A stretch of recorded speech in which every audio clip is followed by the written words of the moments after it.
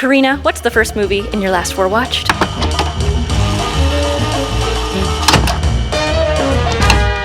My name is Karina Longworth, and I do a podcast called You Must Remember This, which is about 20th century Hollywood. I am presenting a screening tonight of Peter Ibbotson, which is a film directed by Henry Hathaway. And now we are ready to get into your last 4 watched. Vivacious Lady, directed by George Stevens. I was doing a podcast episode about George Stevens, and for me, this was the big discovery of his filmography. It's a screwball comedy starring Jimmy Stewart and Ginger Rogers. This is not a musical, it is just a full-on slapstick, screwball, romantic comedy. The way that James Stewart looks at Ginger Rogers, I was melting. This movie is very romantic. Two people who get together in a whirlwind kind of way and then have to face the reality of bringing this romance into their real lives. And how many stars would you give this film?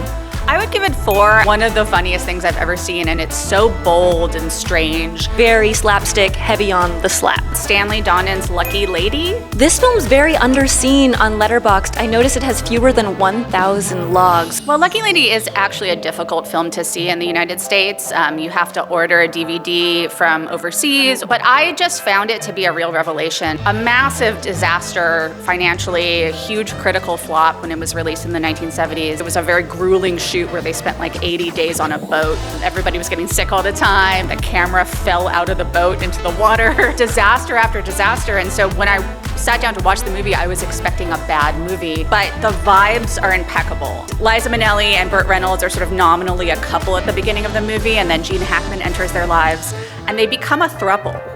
And it's really daring and interesting to see this in a movie from the mid-1970s and just have it be something that the movie has total confidence in and doesn't seem to be holding back. Gene Hackman, R.I.P. You really understand when you watch a film like this how he became a star. When he burst out on the scene as an actor, he was considered to be the epitome of this generation of guys who didn't look like movie stars. But there is like an erotic power to him in this film. Really exciting to just watch these 3 incredible stars hang out together. It's really a movie to luxuriate in, and I wish it was more available. I would give it 4.5. Okay, third film. Rich and Famous, directed by George Cukor. So he directed The Philadelphia Story, The Women, and Little Women, the first Little Women. So he was known as kind of the quintessential Hollywood woman's director. He directed all the great stars. Rich and Famous is reminiscent of the kinds of movies he was making in the 30s and 40s and that were, sort of typical fare. I think it's novelistic. It goes in narrative directions that you don't expect it to. And I think Jacqueline Bisset gives just an incredible performance. How many stars would you give this one?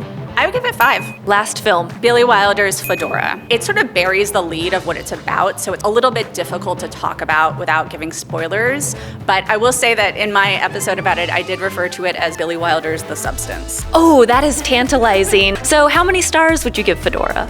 4.5. We're here at the Philosophical Research Society, which is a venue in Los Angeles dedicated to the spiritual and sort of the strange phenomena of life and of history. Peter Ibbotson is a real outlier in Henry Hathaway's career. He basically became famous for making westerns and adventure films.